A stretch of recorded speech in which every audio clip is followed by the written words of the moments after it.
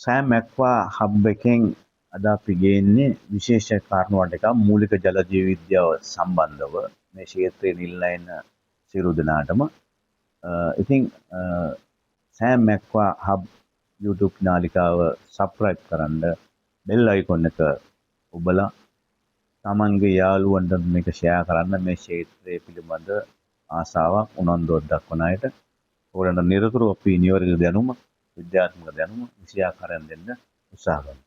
අපි බලමු අද දවසේ අපි කතා කරන ප්‍රෝග්‍රෑම් ටික අද කතා කරන අපේ විෂය මේ මූලික කරුණු ටික ඕගොල්ලන්ගේ දැනුම ලබා ගන්න පිටිවහල් වෙයි කියලා මා හිතනවා.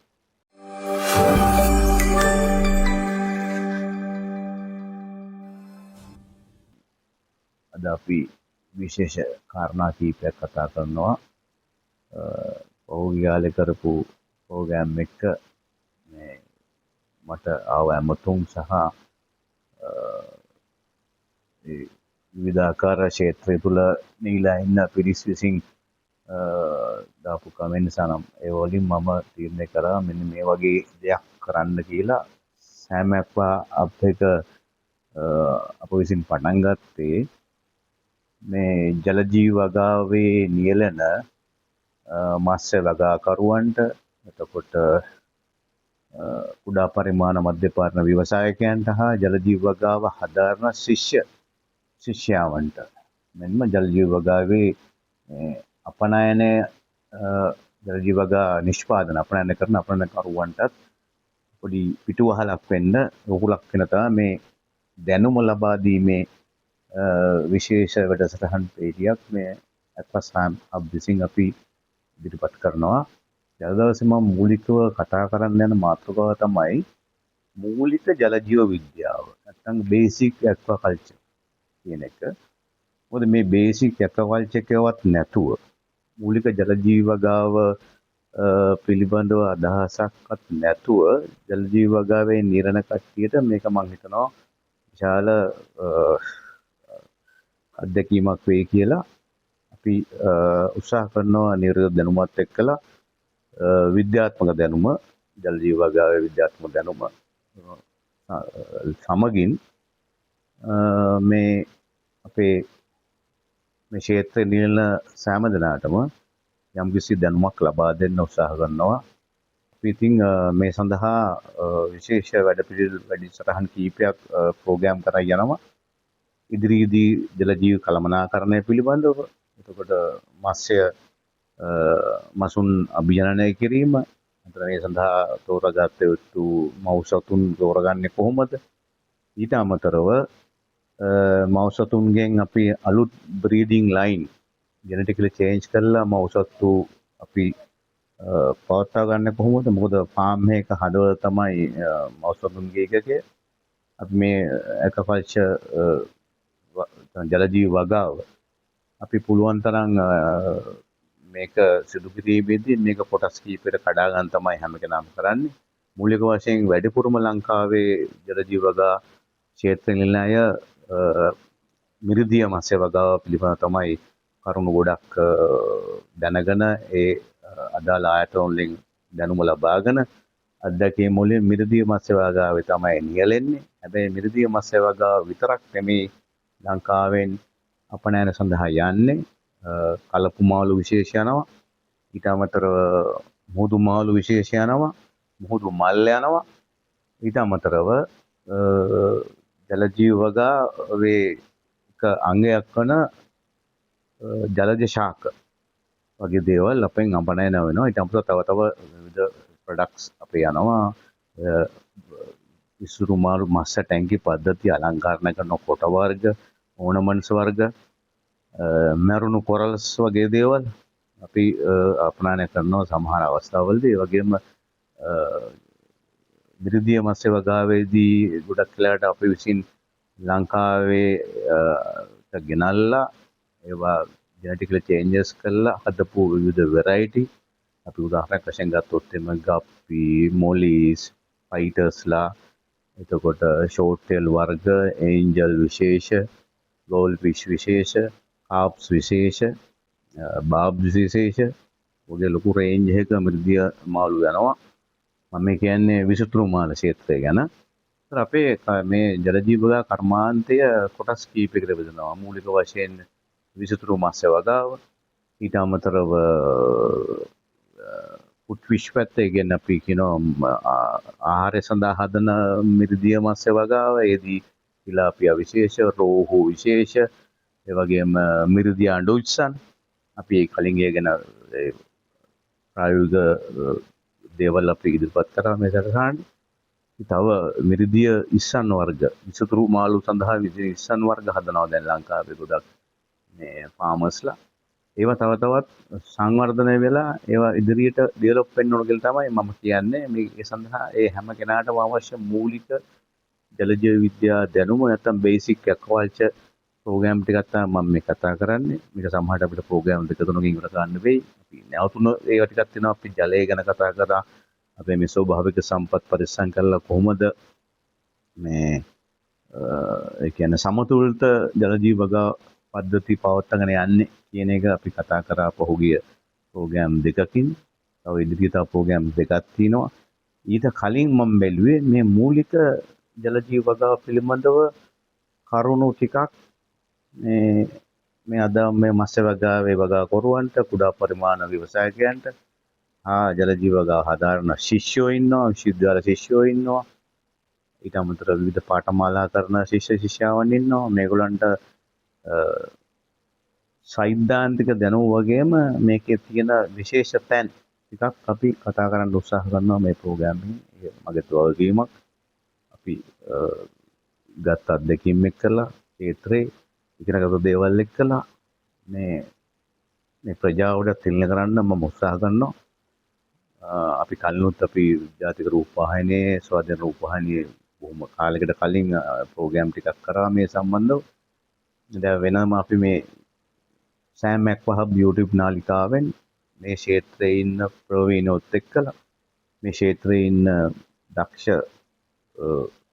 නිෂ්පාදකයොත් එක්ක රසායන කීපයක් කරලා මේකේ අරමුණ තමයි ලංකාවේ අපනයන සඳහා මසුන්, විසුතුරු පැලෑටි, ඒ වගේම මොහුදු මාළු, කලපු මාළු මේවා එක්ස්පෝර්ට් එකේදී අපිට සපයන තියෙන ඉල්ලුමට තියෙන සැපයීම අඩු හින්දා මේ සැපයීම වැඩි කරගෙන පුළුවන් තරම් උත්සාහ කරන්නේ හොඳ වෙරයිටි රේන්ජ් එකක් අපි හදාගෙන මේ එක්ස්පෝර්ට් එකෙන් විදේශ වෙනුවෙන් උපයන්න මේ නිෂ්පාදකයන්ට නැත්නම් වගාකරුවන්ට සහනයක් දෙන්න තමයි, වගාකරුවන්ට දැනුම ලබා දෙන්න තමයි මේ ඇක්වාසෑම් හබ්, සෑම් ඇක්වාහබ් කියන YouTube නාලිකාවෙන් හැම වෙලෙම උත්සාහ කරන්නේ. ඒතර මම මූලික ජලජීව විද්‍යාව යටතේදී අපි ඉස්සෙල්ලා ප්‍රධාන වශයෙන් අපේ ඇල්ලා මේ අපනයන මේ ඒකකේ වෙන්නේ මසුන්නේ. ඒතර මුලින්ම දැනගන්න ඕනේ මේ මසුන් කියන්නේ චලතාවපි. ඒ කියන්නේ මේගොල්ලන්ගේ දේහ උෂ්ණත්වය වෙනස් වෙනවා හරි අඩුයි. ඒතර මේගොල්ලන් හරිම පරිස්සමෙන් හැන්ඩල් කරන්න ඕනේ. දැන් මිනිස්සු ගත්තොත් අපේ මැමැලියා නැත්නම් අපි ශීරපායින් ගත්තොත් එහෙම අපේ උෂ්ණත්වය අචලතාවපි. කොහේ හිටියත් අපේ දේහ අභ්‍යන්තර උෂ්ණත්වය අපි නියතව පවත්වා ගන්න උත්සාහ කරනවා. අචලතාවපින් කියලා කියනවා. එතකොට අපේ විවිධාකාර සිස්ටම් තියෙනවා, පද්ධති තියෙනවා. ඒ පද්ධති මගින් උෂ්ණත්වය වැඩි වුණාද අඩු වුණාද ඒවා යාමනය වෙන ක්‍රමවේදයන් තියෙනවා. මාළුන්ට මේක නැහැ. එතකොට මත්ස්‍යයන්, ජලජීවි සතුන් සියලු දේ ලබා ගන්නේ ගොඩක් වෙලාවට බොහෝ කාණ්ඩ, බොහෝ විශේෂ සියලුම අවශ්‍යතා සපුරවන්නේ ජලය තුලින්. ජලයේ ජීවිත බොහොම සුළු ඔක්සිජන් ප්‍රමාණයක් තියෙන්නේ. ඒක අපි කියනවා DO ලෙවල් එක කියලා. මේ DO ලෙවල් එක දවසේ පුරා උච්චාවචනය වෙනවා. සමහර පරිසර අනුව වෙනස් වෙනවා. ඒකට ඒ වගේම උෂ්ණත්වය අපි දානවා සමහර වෙරයිටි අපි එක වෙරයිටි වල ඒ කියන්නේ ප්‍රශස්ත උෂ්ණත්වය ගැන දාලා දෙනවා. බෝඩ පොත්වල උගන්වන ලෙක්චර්ස් වල අපි කියන ප්‍රශස්ත උෂ්ණත්වයන් තියෙනවා ඒගොල්ලන් ඉන්න. ඊට වඩා වෙනස් වුණාම මෙයා ලොකු රේන්ජ් එක හදාගන්න බලනවා. හැබැයි වෙනස් වුණ ගමන් මෙයාගේ ඇක්ටිවිටීස් ඔක්කොම මෙටාබොලිසම් එකේ පරිවෘත්ති ක්‍රියාවලිය, ආහාරයට රුචි බව, ආහාර පන්නන එක, ඒ වගේ දේවල් ගොඩක් අඩු වෙනවා. මේ ඒගොල්ලන් මේ සක්‍රීය බව අඩු කර ගන්නවා ටෙම්පරේචර් එක කියන්නේ උෂ්ණත්ව විචලනය මගින්. ඉතින් ඒවා තමයි මූලිකව දැනගන්න ඕන මේගොල්ලන් මේ චලතාවපීන් කියලා. ඊළඟට අපි මේ වගේ ප්‍රෝග්‍රෑම් වලින් කරන්න බලාපොරොත්තු වෙන්නේ මේගොල්ලන්ගේ මූලික අවශ්‍යතා ටික. දැන් ජලයේ අපි කලින් කතා කරා වෝටර් සෝස් එක නැත්නම් ජල ප්‍රභව, ජල සම්පත කොහොමද පාවිච්චි කරන්න කියලා. ඒක පරිස්සමෙන් කළමනාකරණය කළොත් තමයි මේ මසුන්ට නියමාකාර පරිසරය ඒ පද්ධතිය වල නිර්මාණය වෙන්නේ. එතකොට දැන් අපි ගත්තොත් එම pH පරාසය හරිම වැදගත් වෙනවා මත්ස්‍ය කර්මාන්තයේදී. අපි ගත්තොත් එම pH පරාසයන් අපි සාමාන්‍යයෙන් නෝමල් ඔය කියන්නේ මේ සාමාන්‍ය මිරිදිය මස්සුන්ට අපි දාන්නේ ගොඩක් වෙලාට pH පරාසය 6.5 8 අතර වගේ පවත්වා ගන්න ඕනේ. මේක රේන්ජ් එක. මේ ඔප්ටිමල් රේන්ජ් එක. ඊට වෙනස්කම් ඇති කර ගන්නවා අපි. විවිධාකාර ක්‍රම වගේ.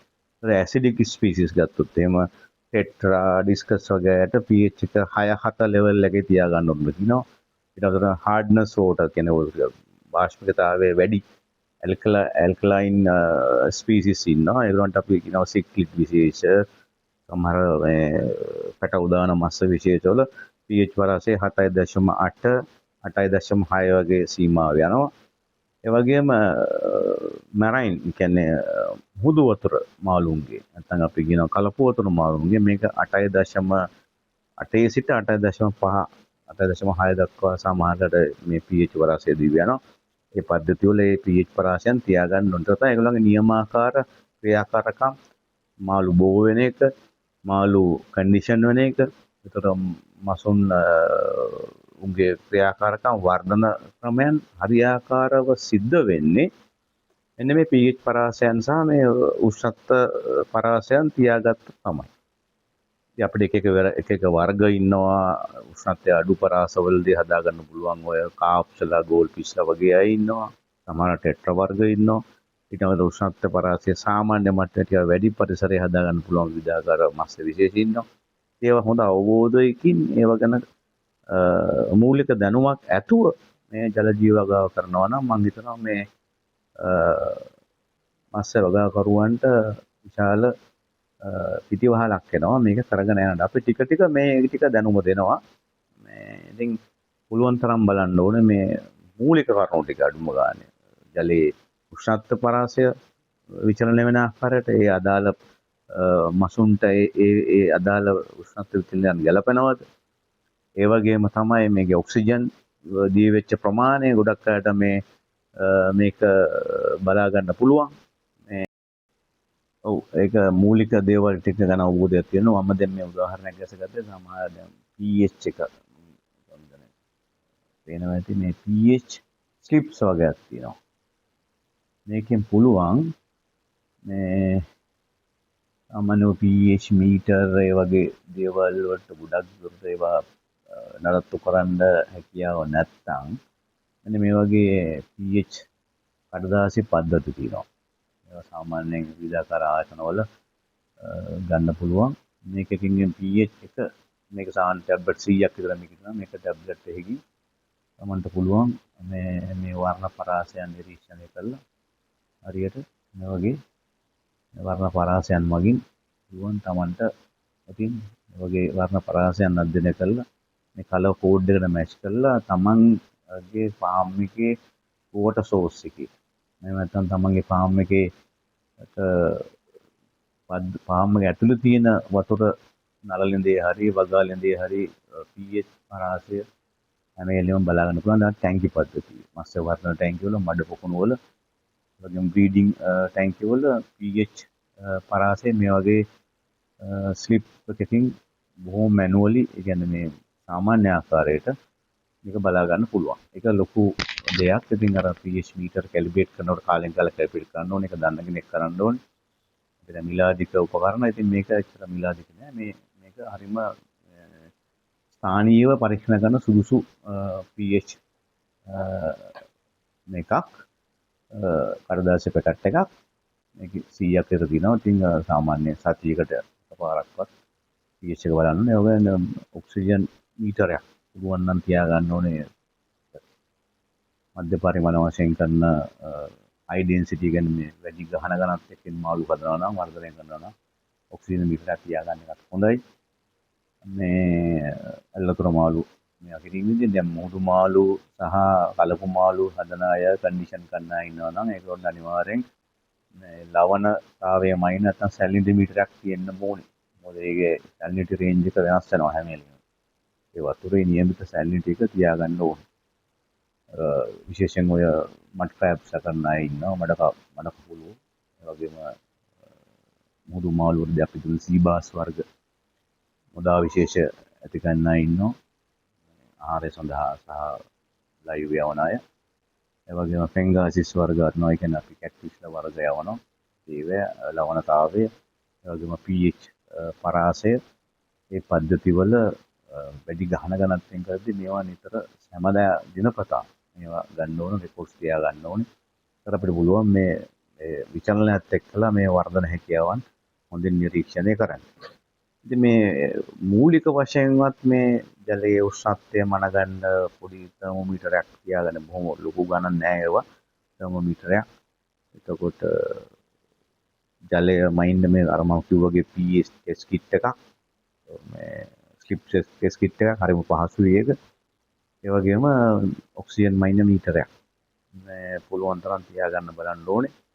අනිත් ඒවා ඊට පස්සේ පුළුවන් නයිට්‍රේට් ලෙවල් ඒවා වෙනම රසායනික ටෙස්ට් කිට් වලින් අපිට බලන්න ටිකක් එහාට යනවා අපි ගැන කතා කරන්න ඉස්සරහට හાર્ඩ්නස් එක එතකොට ජලයේ තියෙන අයන් හැම වැඩිද ඇමෝනියා ලෙවල් වලද ඒවා චෙක් කරන්න වෙනම තියෙනවා මේ ටෙස්ට් කිට් පරීක්ෂණ පද්ධති කටලා තියෙනවා ඒවා ගන්න පුළුවන් අපේ ජල ජීවගා ක්ෂේත්‍රයේ මේ විදාකාර ඒවා අපනයනය කරන නිෂ්පාදිත කට්ටියගේ මේවා ගන්න පුළුවන් තැන් shops තියෙනවා ගොඩක් අය දන්නවා අපි ඉදිරියේදී ගැන දැනුවත් කරගන්න කොහෙන්ද මේවා ගන්න ඕන කියලා. ඔව් ඒක මූලික දේවල් ටික ගැන අවබෝධයක් තියෙනවා. මම දැන් මේ උදාහරණයක් ගැසගත්තේ සමහර දැන් pH එක පේනවා ඇති මේ pH ස්ලිප්ස් වගේක් තියෙනවා.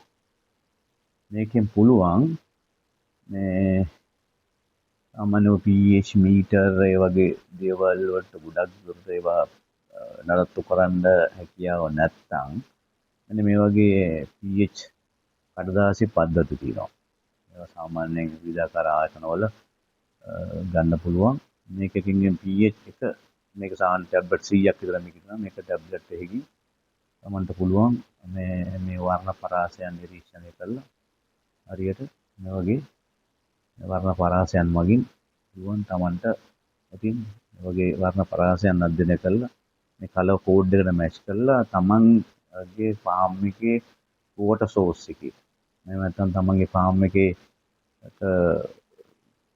ෆාම් එක ඇතුළේ තියෙන වතුර නළලින්දේ හරි වගාලින්දේ හරි pH පරාසය හැම වෙලෙම බලා ගන්න පුළුවන්. දැන් ටැංකි පද්ධතිය. මත්ස්‍ය වර්ධන ටැංකි වල මඩ පොකුණු වල වගේම බ්‍රීඩින් ටැංකි වල pH පරාසය මේ වගේ ස්ලිප් එකකින් බොහොම මැනුවලි ඒ කියන්නේ මේ සාමාන්‍ය ආකාරයට මේක බලා ගන්න පුළුවන්. ඒක ලොකු දෙයක්. ඉතින් අර pH මීටර් කැලිබ්‍රේට් කරනකොට කාලෙන් කාලෙ කැලිබ්‍රේට් කරන්න ඕනේ. ඒක දන්න කෙනෙක් කරන්න ඕනේ.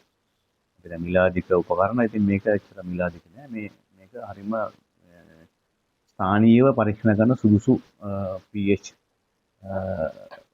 මේකක් කඩදාසි පැකට් එකක් මේක 100ක් විතර තියෙනවා. ඉතින් සාමාන්‍ය සතියකට එකපාරක්වත් pH එක බලන්න ඕනේ. ඒ වගේ ඔක්සිජන් මීටරයක් පුළුවන් නම් තියා ගන්න ඕනේ.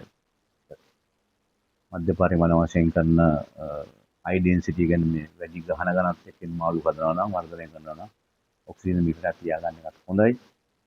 මේ ඇල්ලතුර මාළු මේ අකිරීමේදී දැන් මුහුදු මාළු සහ කලපු මාළු හදන අය කන්ඩිෂන් කරන අය ඉන්නවා නම් ඒගොල්ලෝ අනිවාර්යෙන් මේ ලවණතාවය මයින් නැත්නම් සැලිනිටි මීටරයක් තියෙන්න ඕනේ. මොකද ඒකේ සැලිනිටි රේන්ජ් එක වෙනස් වෙනවා හැම වෙලේම. ඒ වතුරේ නියමිත සැලිනිටි එක තියාගන්න ඕනේ. විශේෂයෙන් ඔය මඩ් ක්‍රැබ්ස් කරන අය ඉන්නවා. මඩ කපුලු. ඒ වගේම මුහුදු මාළු වලදී අපි දුන් සීබාස් වර්ග මුදා විශේෂ ඇති කරන අය ඉන්නවා. ආහාරය සඳහා සහ ලයිව් යවන අය. ඒ වගේම ෆෙන්ගාසිස් වර්ග ගන්නවා. ඒ කියන්නේ අපි කැක්ටිස් වර්ග යවනවා. ඒවැ ලවණතාවය, ඒ වගේම pH පරාසය ඒ පද්ධතිවල වැඩි ගහන ගණන්යෙන් කරද්දී මේවා නිතර හැමදා දිනපතා මේවා ගන්න ඕන රෙකෝඩ්ස් තියා ගන්න ඕනේ. ඒතර අපිට පුළුවන් මේ විචලනයත් එක්කලා මේ වර්ධන හැකියාවන් හොඳින් නිරීක්ෂණය කරන්න. ඉතින් මේ මූලික වශයෙන්වත් මේ ජලයේ උෂ්ණත්වය මනගන්න පොඩි තර්මෝමීටරයක් තියාගන්න බොහොම ලොකු ගණන් නෑ ඒවා. තර්මෝමීටරයක්. එතකොට ජලය මයින්ඩ් මේ අර මම කිව්වාගේ pH ටෙස්ට් කිට් එකක්. මේ ස්ලිප් ටෙස්ට් කිට් එකක් හරිම පහසුයි ඒක. ඒ වගේම ඔක්සිජන් මයින්ඩ් මීටරයක්. මේ පුළුවන් තරම් තියාගන්න බලන්න ඕනේ. අනිත් ඒවා ඊට පස්සේ පුළුවන් නයිට්‍රේට් ලෙවල් ඒවා වෙනම රසායනික ටෙස්ට් කිට් වලින් අපිට බලන්න ටිකක් එහාට යනවා අපි ගැන කතා කරන්න ඉස්සරහට හાર્ඩ්නස් එක එතකොට ජලයේ තියෙන අයන් හැම වැඩිද ඇමෝනියා ලෙවල් වලද ඒවා චෙක් කරන්න වෙනම තියෙනවා මේ ටෙස්ට් කිට් පරීක්ෂණ පද්ධති කටලා තියෙනවා ඒවා ගන්න පුළුවන් අපේ ජල ජීවගා ක්ෂේත්‍රයේ මේ විදාකාර ඒවා අපනයනය කරන නිෂ්පාදිත කට්ටියගේ මේවා ගන්න පුළුවන් තැන් shops තියෙනවා ගොඩක් අය දන්නවා අපි ඉදිරිය දිය ගැන දැනුවත් කරගන්න කොහෙන්ද මේවා ගන්න ඕන කියලා. එහෙනම් අපි ඊළඟ ප්‍රෝග්‍රෑම් වලින් හමු වෙමු. අදට හමු ගන්න. බොහොම ස්තුතියි.